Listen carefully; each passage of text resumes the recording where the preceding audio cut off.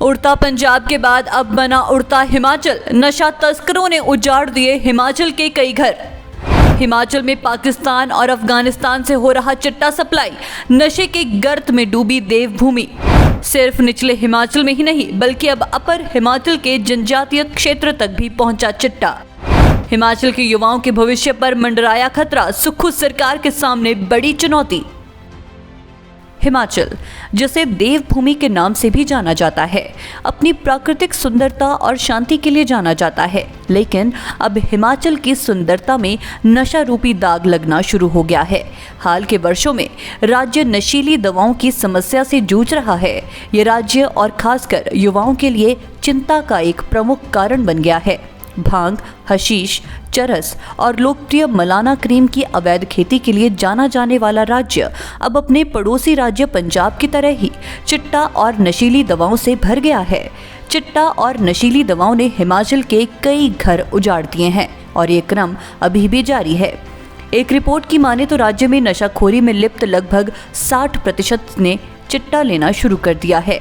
इसने राज्य में नशे के खतरे में एक नया आयाम जोड़ा है।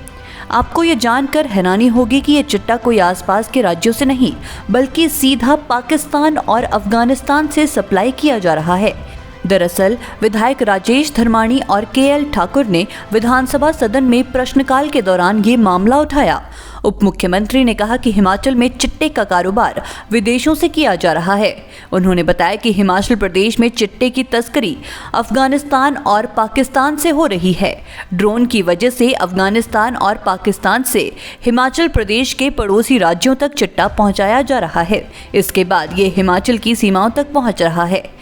दिल्ली में नाइजीरियन भी इस धंधे को चला रहे हैं। उप मुख्यमंत्री मुकेश अग्निहोत्री ने सदन को बताया कि हिमाचल प्रदेश की अन्य राज्यों के साथ 360 किलोमीटर की बाउंड्री है। चिंता का विषय ये है कि चिट्टा हिमाचल प्रदेश के जनजातीय इलाकों तक पहुंच रहा है। बीते 3 साल में हिमाचल प्रदेश में 4,445 आरोपियों को गिरफ्तार किया जा चुका है।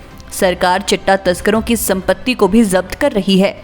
इसके अलावा सरकार ने सख्त निर्देश दिए हैं कि चिट्टा तस्करी कर रहे किंगपिन, स्मगलर और चिट्टा बेच रहे आरोपियों को क्लासिफाई किया जाए ताकि समस्या का जड़ से निदान किया जा सके। उन्होंने कहा कि ये एक ऐसा नशा है जो एक बार जीभ को लग जाए तो इसकी आदत पड़ जाती है। ऐसे में हिमाचल प्रदेश का युवा बर्बादी की तरफ बढ़ रहा है। आपको बता दें कि सरकार ने आरोपियों की 14.33 करोड़ रुपए की संपत्ति भी जब्त कर ली है। इन मामलों में जो आरोपी गिरफ्तार हुए हैं उनमें 2136 पुरुष और 79 महिलाएं भी शामिल हैं। 8 महीने के इस छोटे से अंतराल में ही 11.5 किलो चिट्टा बरामद किया जा चुका है। पिछले साल सरकार ने 7.182 किलोग्राम चिट्टा बरामद किया था। हालांकि सरकार और प्रशासन नशे को रोकने की पूरी कोशिश कर रहे हैं, लेकिन ये कोशिश काफ़ी साबित नहीं है। केवल गिरफ्तारी से समस्या का समाधान नहीं होगा। इस बारे में जागरूक करना भी ज़रूरी है। इसके लिए समाज का सहयोग ज़रूरी है। पड़ोसी राज्यों में चिट्टे का प्रकोप है। हमारे लिए ये भी समस्या है। सीमावर्ती इलाकों को मजबूत करने की ज़रूरत है। मुकेश अग्निहोत्री ने कहा कि चिट्टे के कारोबार पर लगाम कसने के लिए मुख्य सचिव और उपायुक्तों की अध्यक्षता में कमेटियां बनाई गई हैं। उप मुख्यमंत्री मुकेश अग्निहोत्री ने कहा कि चिट्टे पर रोक के लिए सरकार एक्शन मोड में है। 5 ग्राम से कम चिट्टा मिलने पर भी जमानत नहीं देने का प्रस्ताव केंद्र सरकार को भेजा गया है। हिमाचल विधानसभा से पारित ये प्रस्ताव मंजूर होने से नशे के इस कारोबार पर लगाम लग सकती है। अब 5 ग्राम चिट्टे के साथ पकड़े जाने वालों को जमानत मिल जाती है। जनजातीय क्षेत्रों तक इसकी सप्लाई पहुंचना चिंतनीय है।